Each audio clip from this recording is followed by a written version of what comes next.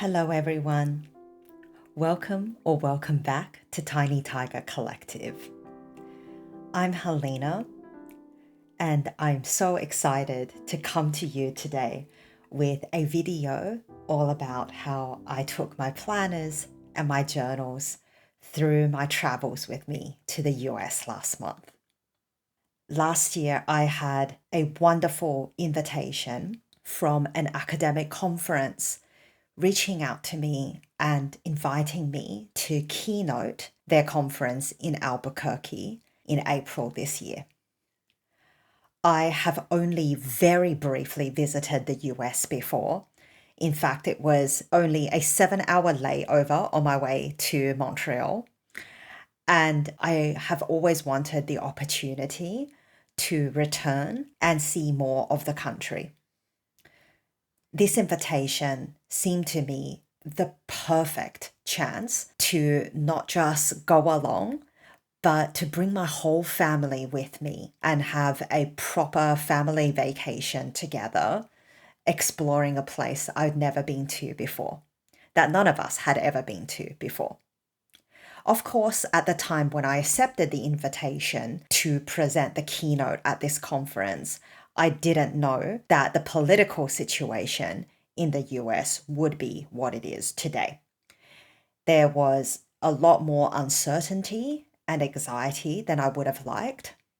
But now that we've come back from our trip, I'm happy to report that in my case, I could not have had a more welcoming, respectful, and smooth experience with the entire trip. First of all, let me share with you what I decided to pack on this trip away. Now, before we had kids, my partner and I are notoriously light travelers. We really don't like lugging around bags and bags with us, even when we have the luggage allowance. So now that we've had a child, we've had to compromise somewhat because there are more things that our son needs than the two of us. So now we generally bring a large check-in suitcase mostly for things for my son. And my husband and I, we each bring on a small carry-on bag, but we'll generally check one of them in and we'll carry one of them with us on and off the planes. So my luggage is a hard case and I keep all of the things that I don't want to risk anything happening to. And my journals are definitely among the things that I keep in my carry-on at all times. So I have quite a few books, but what I decided were the absolute essentials that I needed for my 4-week trip away from home was the Hobonichi A6 techo that I use as a daily toddler journal for my son. I knew that being a family holiday, I would want to capture memories as they happened, milestones, the special interactions that we had, the cute things that my son seems to come out and say on the weekly. And I wanted to make sure that I had this book on hand to take down all of those memories. I also decided to take my Yumi Kitagishi beautiful wallpaper Hobonichi Weeks, which I've been using since the start of the year as a health and wellness tracker. This was something that I knew if I didn't bring with me, it would be all too easy for me to lose track of things like whether or not I took a walk, whether or not I engaged in some sort of mindfulness activity, socialized, took vitamins, so forth. So this is one of those planners that I do have to stay on top of and maintain, even if it's for a couple of minutes dropping in before I forget things like how many cups of caffeine I drank each day, that I can come in and log this, ideally every day. And I have to admit, I'm still not fully in the habit of going through and marking these things down, but I've gotten better about not leaving this book longer than 2-3 days.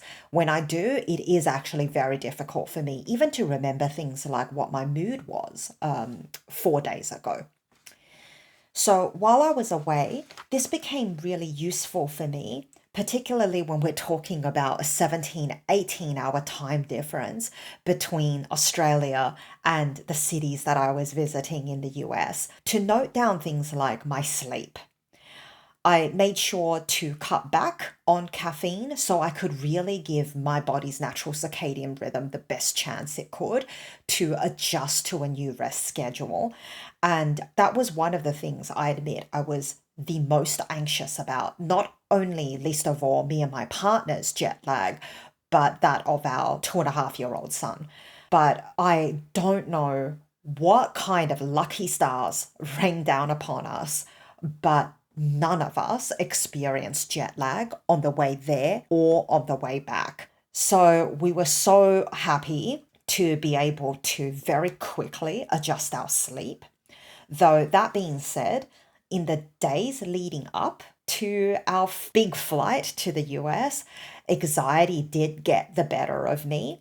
And I experienced quite severe anxiety on certain days that really affected my sleep. So it wasn't the jet lag, but it was really the anxiety, especially as there were increasing news stories around the very aggressive and intimidating experiences foreign travelers were experiencing at border control. So I was a little bit worried that we would be turned away once we arrived in LAX, but we could not have had a friendlier and kinder border control officer on our way in.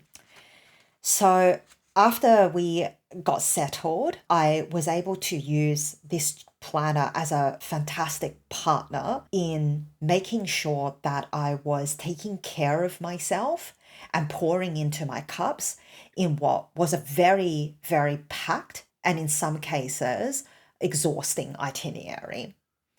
There were a lot of transfers. There were a lot of administrative tasks to keep track of, like figuring out our domestic connections, trains, rideshare, remembering when bookings were for, what kind of documentation I needed.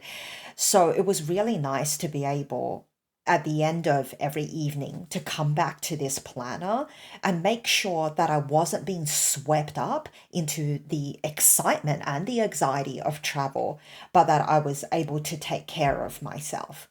And that meant also keeping track of things like when I needed a little bit of alone time. So that might be my partner taking my son off to the playground, but I got to have an extra 30 minutes to myself at a cafe or at a market before I would meet them back at the playground. So this planner became just such a valuable tool for me to keep track of myself, to be conscious and intentional with how I was taking care of my body, my heart, and my mind through my travels. I also took along my daily planner, in which I have since the start of the year kept track of all the comings and goings of our family life with our 2.5-year-old son. I have a few little things. I love this little tag that I got from a t-shirt that I bought for my son. And this tag was so cute. It's made of quite a thick cardstock. And now Hello Kitty sits inside the front pocket of this Keiko Shibata Hobonichi A6 cover. Before I left for the US, I received a lovely bit of happy mail.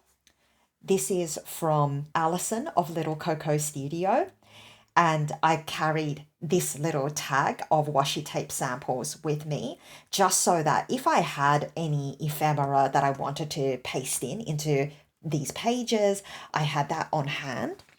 And I had another washi tape sampler from moonlit.journal, and even though I actually didn't end up using these washi tapes, I love having a little piece of Little Coco Studio and Moonlit Journal with me while I was traveling. I find it so grounding and so comforting to think of them and have their journaling spirit with me as I was working in this beautiful planner. I took one fountain pen with me, which meant that I had to live with the fact that I wasn't able to use my Pilot Custom 823, which has been the pen that I exclusively used in my health and wellness journal. And I just used this one Sailor Shikiori Meigetsu in a medium fine that I have permanently inked up with my J. Herbin Rouge d'encre ink. Now, you would be fooled into thinking that this is a special ink vial, but it's actually a little glass vial that previously kept a saffron. So after we used the saffron that came in this jar, I made my husband promise he wasn't going to throw it out. And it's actually the perfect little vessel to keep a little bit of ink whenever I'm traveling. So I believe that when I fill it up, this is about a 15-20 ml capacity, which is more than enough for me. What I do is I generally fill it up 3/4 full, and the rim of this vial is just big enough for me to dip my Sailor Pro Gear Slim into and to use the cartridge converter to draw up a full cartridge of ink. And I only needed to fill up my cartridge twice in my 4 weeks away, but it was fantastic having this rather than having to take my full 30 ml bottle with me. I usually just put the vial into a Ziploc bag just in case there are any accidents, any leaks, but I've not actually had any issues. And it's worked really well to keep this pen inked up and keep my pen flowing. I didn't do a lot of shopping on my trip because I actually found that, first of all, the exchange rate from US dollars to Australian dollars was eye-wateringly high. So we were used to seeing those prices in Australian dollars, but we had to mentally multiply the cost by 1.6 or 1.5 by the end of our trip. But then there would be taxes and then there would be tips if it was, say, a restaurant or a cafe. So it became really painful. And very quickly, my partner and I decided that we had to treat our spendings in the US as if it was monopoly money and just accept that like we're creating beautiful once in a lifetime experiences and memories and not to worry too much about the cost. So what I mean is if there was a $6 US cup of coffee, right, like $6 Australian is about how much we're used to spending on a latte. So it was $6 US. We had to multiply it by 1.6, 1.5. We had to add taxes. We had to add a tip. It was easily double what we were used to spending at home, but I wouldn't trade it for the world. But very quickly, I decided I wasn't going to do a lot of shopping on this trip. But before I left, one of the things that I knew that I wanted to budget for, that we were going to invest in beautiful silver pieces from Native American artisans. So my favorite piece that I bought is actually this ring. This was from a gorgeous boutique in Albuquerque called Silver Sun. And the talented artisan who created this piece is Ruth Ann Begay. This was the little biography that the store owner at Silver Sun shared with me when I chose this ring. And I just really fell in love with it. She was so lovely. The owner of this store was so lovely. When we went in, I was browsing. My son was looking around, admiring all the gorgeous pieces in her cabinets. And she just started talking with my son and offered him a little packet of turquoise pieces and told him that it had great power and meaning and just gifted it to my son. and he thought it was so much fun. I'm not sure if he thought it was lollies or sweets, but I felt like he felt a real connection with her, and the patience and the care that she showed all of us was something that impressed upon me so deeply. And I was honored to be able to take home a ring from her boutique that is not only going to remind me of the artisan who created it, but also it will make me think of that lovely store owner as well. When I was in Santa Fe, I also went to the Palace of the Governors, where a lot of Native American artisans directly sell their wares on blankets just around the square. And so that was where I picked up this beautiful bookmark that was created. And he explained this is a Navajo rug pattern that he chose to stamp onto this silver. And it's just such a delicate piece of work. And that's his initials, HT, engraved in the most delicate, smallest size.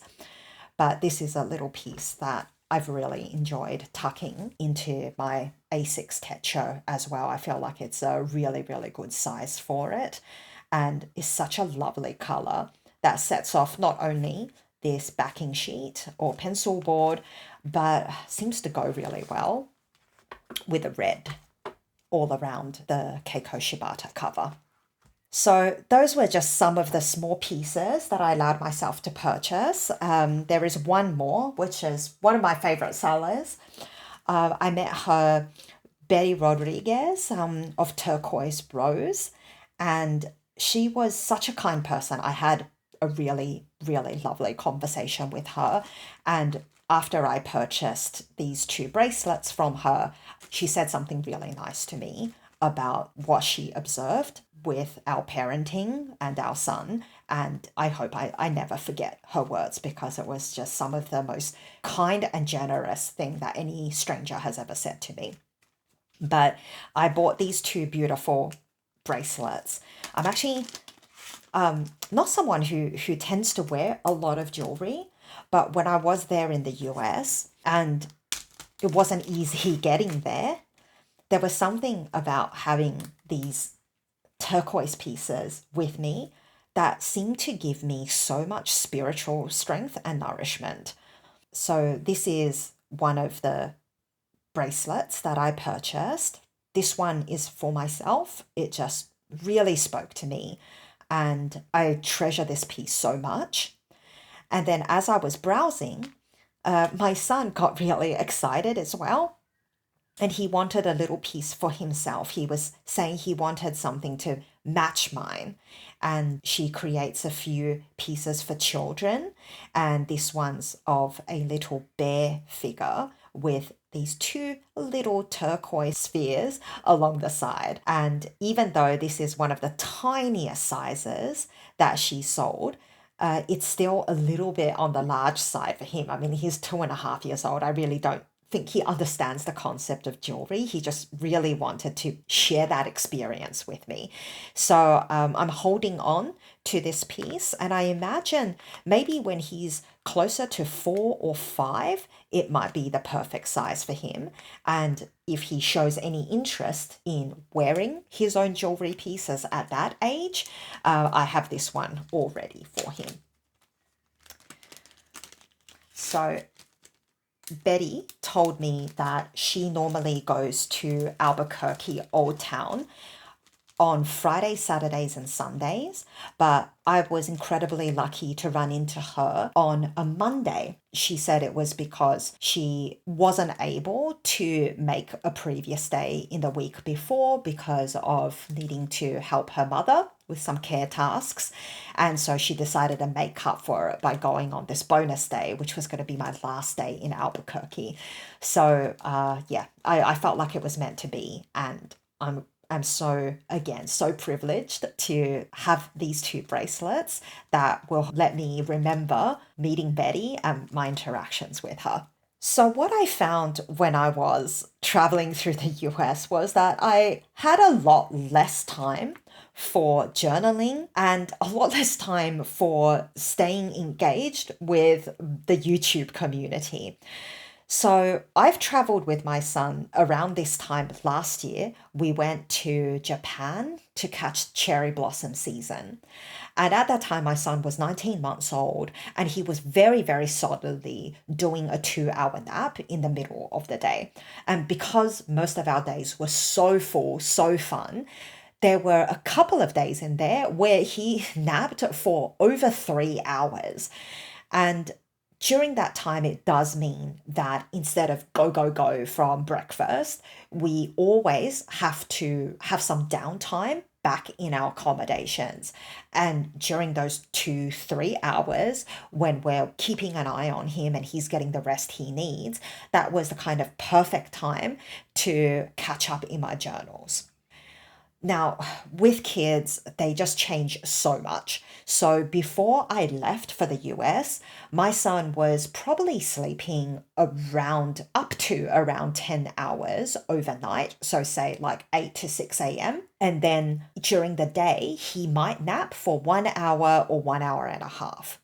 But pretty much once we arrived in the US, he dropped his nap really quickly. He was just having so much fun. We were going to the most incredible museums, and a lot of like children's museums where he got to play with interactive displays. We were going to amazing cafes, restaurants, having the time of our life. If we asked him, "Are you tired? Do you want to go home? Do you want to have a nap?" He was mightily resisting every insinuation that we do anything other than savoring everything that was going on around us. And so most days he skipped his nap and then we would have an early dinner, come home, get him clean in his pajamas, and then he would crash and sleep a full 12 hours overnight. And in many ways, that was so much easier as parents because what we didn't really anticipate was sort of like, for example, when we were in LA, it's such a sprawling big city that sometimes we found ourselves on the other side of town and it wasn't always so convenient to jump into a taxi, go 20 minutes back to our hotel for a nap, just to then later have to go take another 20-minute taxi out during peak hour to go and find someplace for dinner. So it worked out really well for us to spend the whole day out to really make the most of where we were and then come home for a proper rest at the end of the day. But it also meant that we as parents were completely spent by the end of the day. Like my Apple Watch was telling me that I was walking at least 16,000 steps a day.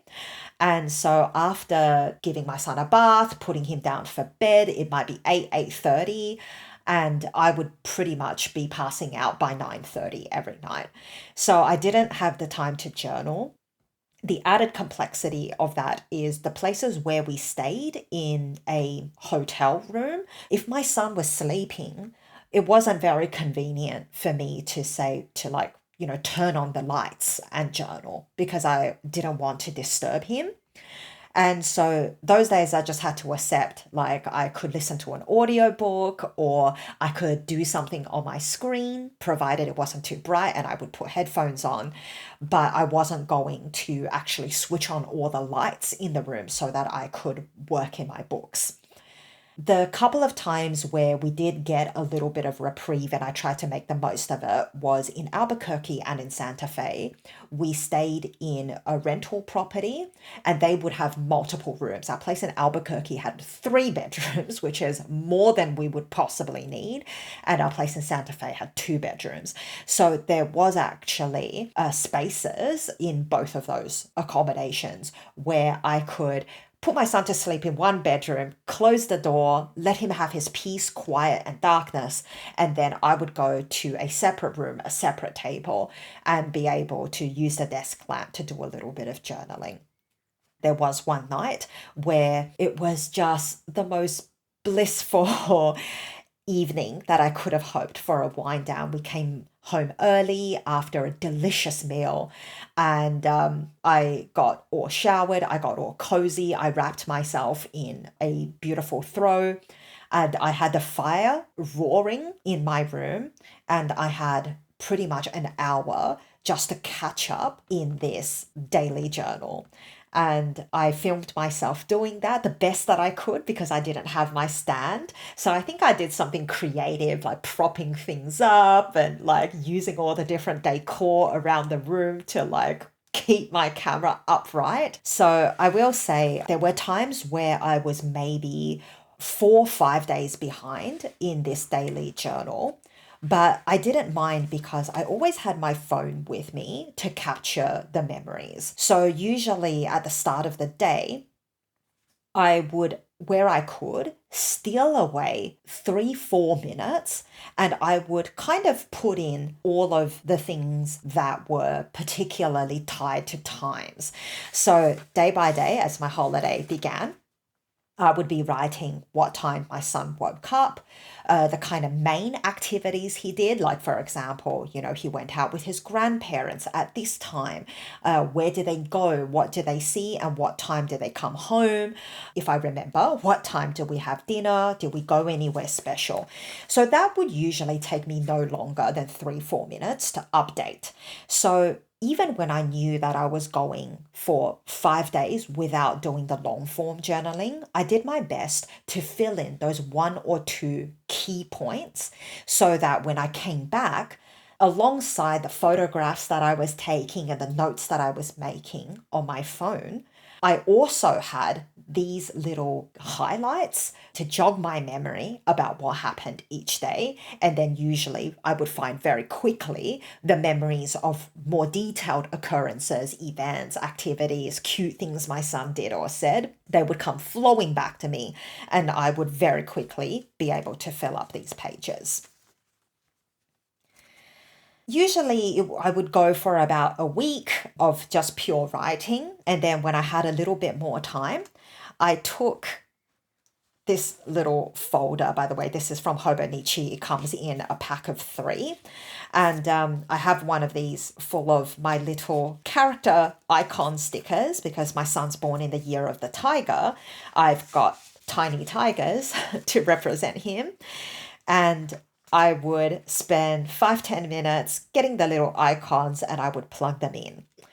My icons are generally all Japanese themed, and I think a lot of them are around New Year because I believe, so these are Mind Wave stickers, and I believe they were to celebrate the year of the tiger. So Mind Wave doesn't produce these stickers anymore, and I was able to purchase these from Koala Tea Care. And because they're New Year, they generally show a few kind of Japanese New Year icons or things like Mount Fuji. So I try to be quite flexible and open with my interpretations of how they're used because I'm obviously not physically going to Mount Fuji and therefore putting a Mount Fuji sticker next to it.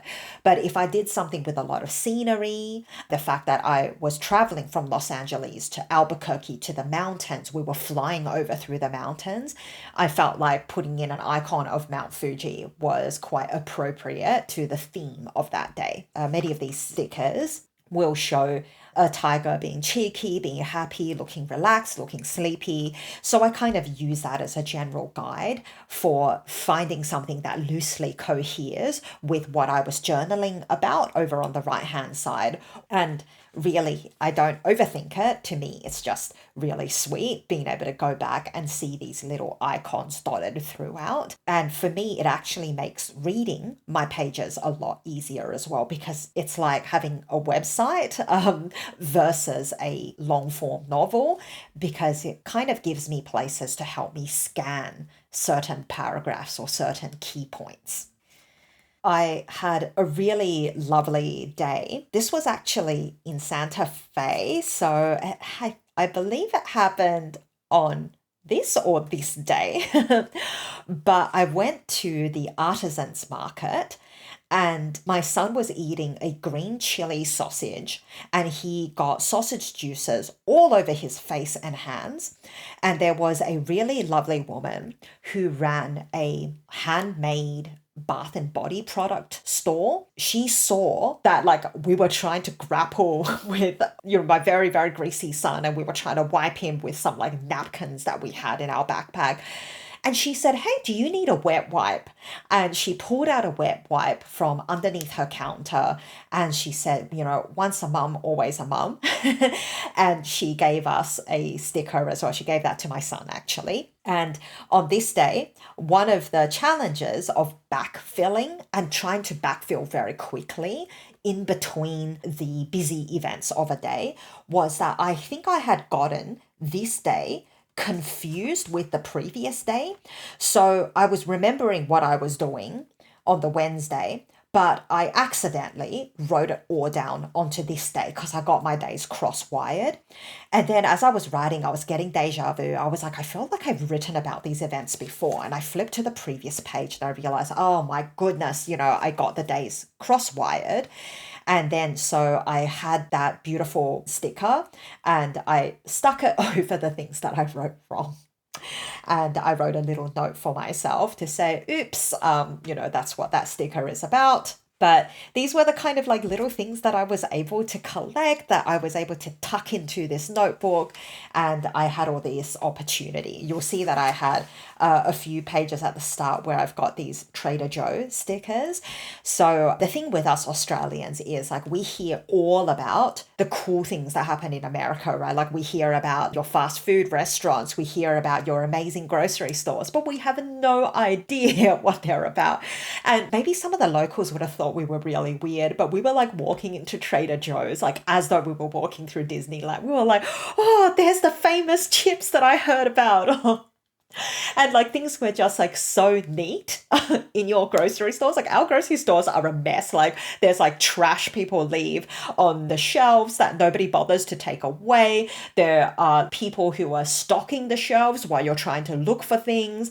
I mean, it's like, it's a hot mess in Australia. But in America, we were amazed at how neat and tidy all the grocery store shelves were. How like you would have bottles of soda or drinks and every single label would be turned the right way around. So within like the first hour of landing in LA, we went into a Trader Joe's. I wanted to buy some herbal teas, and there wouldn't be any herbal teas at our hotel. The wonderful cashier at Trader Joe's just like gave us this gigantic roll of Trader Joe's stickers. Like that's something that I've really had a hard time with since I've gotten back to Australia. Like it's been, I think, a little over a week since I've got back home. And I've not been able to adjust to how kind people in the US were to us. Like everywhere we went, I don't know if it was really because of our son, and people were just warming to him everywhere we went, or striking conversations with us, asking us how old he is and telling us stories like, oh, like I also have a 2.5-year-old son, or, oh, my son's 8, but I remember that age. And I mean, just everybody from like taxi drivers to people sitting at the table next to us at every restaurant, at every cafe, to other hotel guests. Just honestly, everywhere we went, it was like we were making a new friend. Coming back to Australia, I mean, I think we pride ourselves on being a very friendly and easygoing country, but it's nothing to the level of warmth, kindness, and generosity that we experienced while we were in the US.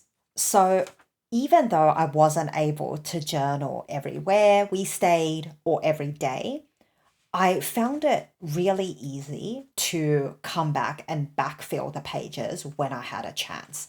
And I think that's really the beauty of having an A6 techo for daily journaling, is that it really isn't onerous, at least for me, to fill up this half page about what we got up to. I mean, you can just see, like looking on the left-hand side, how full every single day was when we were in the US.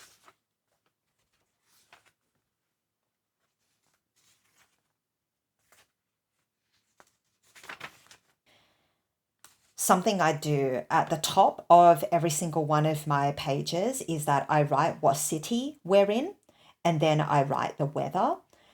So sometimes it is a pain when we're at home on the Gold Coast for 3 months and I'm writing Gold Coast, Gold Coast, Gold, like over and over and over again. And and in the Gold Coast, it's usually sunny and hot, sunny and hot, sunny and hot.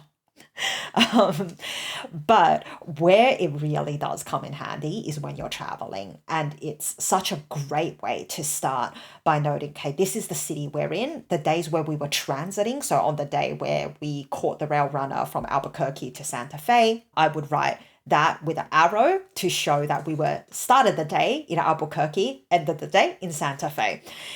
And it was just magnificent to be able to flip back. And also at the end of the year, if I wanted to remind myself of, oh, yeah, what did we do on our days in Santa Fe again? It's very easy for me to just like look at the top and quickly flip through the pages and find when I was in particular cities. So you'll see that some of these later entries in our last week, I didn't have the chance to decorate yet with stickers. So I'll be able to do a little bit of that as well. This one doesn't count. I think I was flipping through some of my stickers and this one accidentally got stuck to this page. And I thought, you know what, why not? Let's just keep that there. I think on that day we did actually go to some sort of like candy store or something. On our way back, we had quite a exciting occurrence. Exciting now, stressful at the time. But our flight home was going to be LA to Sydney, transiting via Auckland. So we were flying Air New Zealand and we were supposed to leave on April the 27th. Now, that day, my son had woken up quite early, but he refused his nap and we couldn't get down anywhere quiet or peaceful for him to sleep. And we thought, you know what, let's just go to the airport early. We'll check in, we'll go to the lounge and we'll see if we can find somewhere quiet where we could try and coax him into a sleep so he wouldn't be overtired and fussy once we were boarding the plane at 10 o'clock. So we arrive at the airport around 3:30 in the afternoon. So mind you, this was almost 7 hours before our flight. And just as we stepped through the airport doors, we got the email notification that our flight home had been cancelled. Apparently, there were sick crew members and they weren't able to fly. Because we were there 6.5 hours early, there were no Air New Zealand staff anywhere in sight. In fact, the counters hadn't even opened. So we couldn't find anyone there in person to speak to sort out what was happening. So we ended up from the airport calling the Air New Zealand customer service line. We were on hold, but it was okay. They had a system where we got to read aloud our reference and it was able to automatically detect that we had a flight issue. So they moved us up in the queue. We spoke to a customer service officer who, given that we actually have a connecting domestic flight from Sydney back home to the Gold Coast on Wednesday morning, he booked us on a partner airline flight home the next day. So we ended up being put on a United airline flight. And the saving grace was that instead of transiting in Auckland, like the Air New Zealand flight that we originally booked, the United flight was direct. And it was going to get us to the airport about 5 hours before our domestic flight back home. We did originally plan to have one extra night in Sydney where our son gets to see his grandparents. But given with all the flights being full, that was really our best bet without having to cancel and reschedule our domestic flight and stay an extra day. So that said, we got an extra day in LA. After we got our makeup flight rescheduled, we ended up calling the hotel we had just left because they were really lovely. And we asked them if there was any chance that they had a room available. And they did, but it ended up being the suite, which is probably not what I would normally book for ourselves. It was a little bit above our budget, but because it was sort of last minute, nobody else had booked that suite for Sunday night. They offered it to us at a reasonable discount. And we thought, why not? Like, let's just spoil ourselves for our last night. So we had one extra day in LA and my partner was so happy. He said it was like we had a do-over for our last day because we were kind of a bit travel weary. And on my last day, I didn't want to go out for dinner with them. I was like feeling I had overindulged for 4 weeks. And I was like, I'm just going to turn in early. But we got this extra day and we went to a beautiful restaurant near our hotel that other guests had recommended. But we thought, oh, okay, there's no more time left on our vacation to be able to go.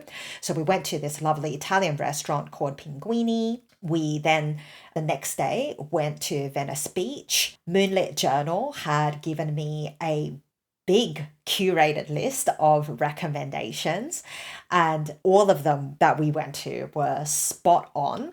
So she had recommended a Korean barbecue place, and my partner and I adore Korean barbecue. So I actually booked one of the restaurants that Moonlit Journal recommended for his birthday dinner, and we had an incredible time.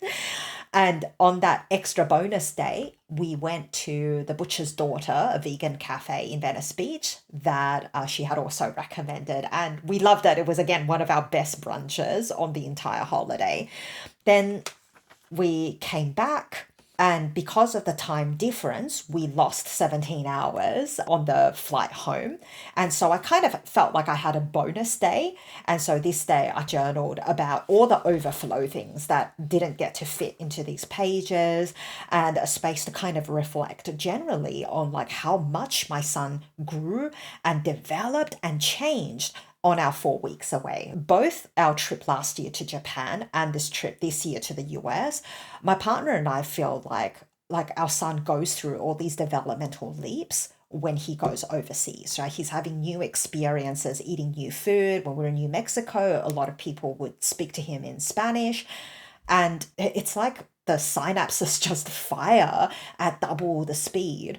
And he goes to sleep and he wakes up, and then all of a sudden he's able to converse with us in full sentences and say things that he wasn't able to say a week or even a few days before. So every single day we awed and marveled at what he was able to do that he couldn't do before. And it was really nice to have a whole page where I get to capture those things. So I haven't finished journaling in this page yet. There's a couple of things else that I want to add.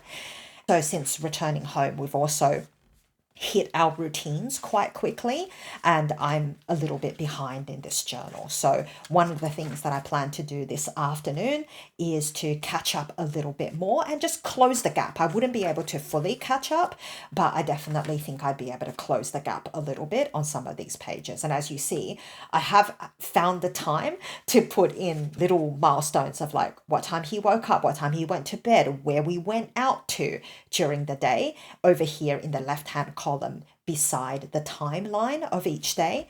And then that leaves me just the wider column on the right hand side of the page to do the long form journaling about more salient and more important memories. One of the things that I've pre-prepared are some of these instax that I had just printed from my camera. So I printed off 4 very special memories on our trip. And this is always the hardest part because these photos are so thick. I can't put, like a picture every day. So I have to be very intentional about curating some of my favorite memories or my favorite photographs. This was taking my son to the Natural History Museum in LA, and he had an absolutely wonderful time there. This was on the day where we left Albuquerque and went to Santa Fe, and we caught the Rail Runner train, which passes through reservations, pueblos. It was one of the most beautiful train rides I've ever been on. And my son loves everything to do with trains, buses, and now cruise ships, apparently. So this was him being so joyful that he starts jumping up and down in front of our train as we were waiting to board. In Albuquerque, one of the best days we had was going to a not-for-profit wheels museum. So this museum was all about vehicles. They were everything from caravans to carriages to old steam trains. And there's a mini steam train that we got to ride that the volunteers would take around this track for us. The volunteers were so kind, and when they saw how much our son loved it, they took us around 4 times on this mini train. And one of the volunteers actually took this photo of the three of us riding the train, and then she airdropped it to me once we got off. In fact, that volunteer was one of the most beautiful people we met on our travels. She ended up giving us a lift home on that day. That was how incredible she was. And I felt like I could have just spoken to her all day. She had a wealth of experiences and insights, and she was a beautiful person. And the day after we arrived in Santa Fe, it very unexpectedly started snowing. And the locals told us it hadn't snowed all through winter, but then randomly, 2 weeks into spring, it starts snowing. And we came out of the house in the morning and there were snowflakes just billowing all around us. It was actually the first time in my son's life that he's seen snow. It doesn't snow in most parts of Australia. So I never saw snow growing up in Sydney. I actually saw snow for the first time when I was 32 years old and I went to Japan. And that was very deliberately. We booked a trip to Hokkaido so that I could see snow. But here, my son at 2.5, he sees snow for the first time in his life in Santa Fe.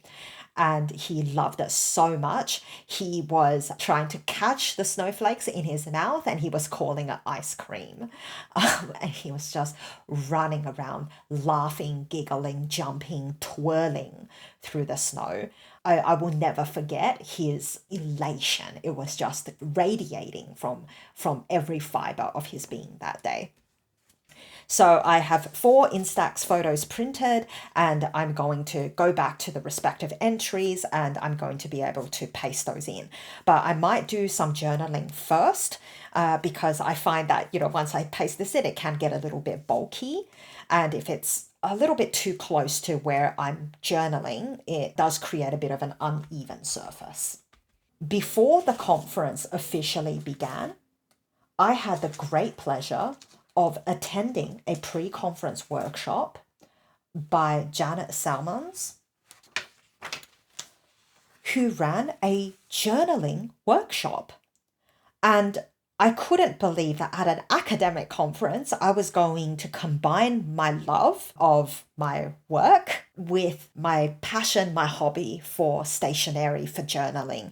And when I arrived, she saw my Sailor Pro Gear Slim and she pulled out her Pilot Metropolitan and she was like, fellow fountain pen lover. And we probably spent about 5 minutes just excitedly sharing our love for fountain pens with each other. And I found out that Janet, who lives and works in Colorado, Boulder, Colorado, she actually runs workshops during the year on introductions to fountain pens as well. So I will make sure to link all her details in the description box in case any of you might live close to Boulder and would be curious to check out some of her classes. She was a really wonderful person to meet at this conference. And in her workshop, she actually provided us with a range of resources. So she gave us some journaling prompts that we were able to go through as a group. And our very diverse motley crew of journaling enthusiasts got together and we worked on her prompts. We read these aloud to each other to practice our observation skills.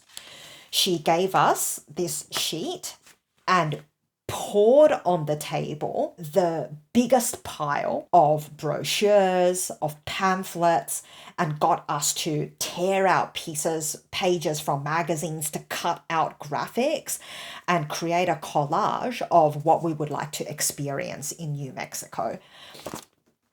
And I extended my collage inside. It was just so much fun.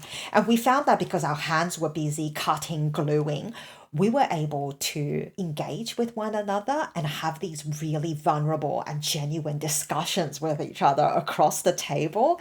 that was really, really meaningful as well. She had us make these tiny envelopes, and I believe I had to put in the word culture in here. So she then gifted us these little watercolor palettes and a little brush to take home, where we were able to do a little swatch of each of those colors. So it's actually this orientation. And then to make a little color wheel. And we were just painting, mixing colors. And again, like having these really rich conversations with one another while we were engaging our hands in this beautiful, relaxing activity. She's also provided a little booklet with journaling prompts, with reflections around reflexivity. She has pages that she has handwritten and hand illustrated. And then even a little template for the different ways that we could compose spreads in our journals. So I mean, I could not have found a more fitting and a more enriching, rewarding workshop to attend. And we had a really marvelous time together. And it highlighted for me how important it was having journaling friends and a journaling community in real life as well as online, to be able to have that space to cultivate the peace with one another and make meaningful connections while we journaled collectively. It really impressed upon me how rare but how precious it is to have people who empathize with your love of stationery, of beautiful fountain pens, of taking the time to slow down and savor all the most joyous moments of life in our journals, in our notebooks, or otherwise. And I felt incredibly privileged to be able to share that space with other people at an academic conference. And I credit having a successful keynote speech because I spent all afternoon in that journaling workshop with a small, intimate group of people who we got to share our love of journaling together. And speaking of the vital importance of having a journaling community, one of the highlights of my trip to LA was being able to meet Moonlit Journal in person. Now, a few months before I left, I had got a comment from her on one of my videos that I think suggested that she was in LA. And I reached out to her and I said, look, I'm actually going to be in LA. Do you have any recommendations? And she wrote me the most comprehensive, curated list of restaurants, cafes, even stationery shops that I could visit when I'm in LA, with like detailed descriptions of what she loves about it, which one's her favorite, why she likes it, something about the vibe, so I could make the decision for myself. And I was so blown away by the generosity and the care she took to curate a few experiences for me and make my travel planning so much easier. Through our interactions, through our discussions, we decided that we would meet in person.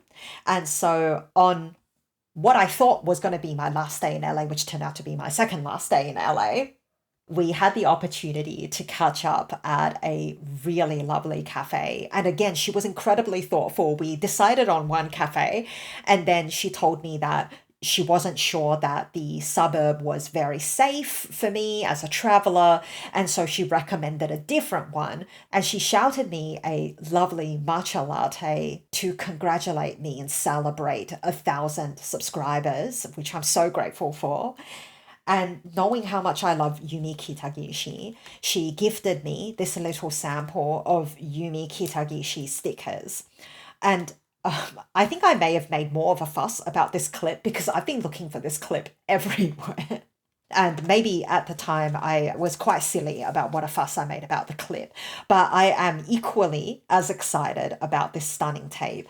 And she is every bit as beautiful, reflexive, intelligent, and humble as she comes across in all her videos, as she is in person. So I felt incredibly honored to meet her. I felt so privileged to be able to speak with her candidly, openly, honestly about the ups and downs of having a YouTube channel and to learn from her experiences as well, creating such a wildly engaging and valuable YouTube channel. I will link to her below just in case some of you haven't heard about Moonlit Journal.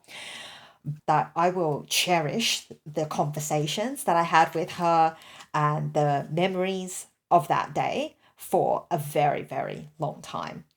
It's through interactions like that that I do miss having my own daily journal. So obviously, this is the A6 daily journal that I keep for my son. So I write about his experiences, his memories, and I write all of it in the second person. So I say, you woke up, we picked you up from daycare, and I'm speaking to him like we're having a conversation, but I no longer have a journal that's just for me and my internal world.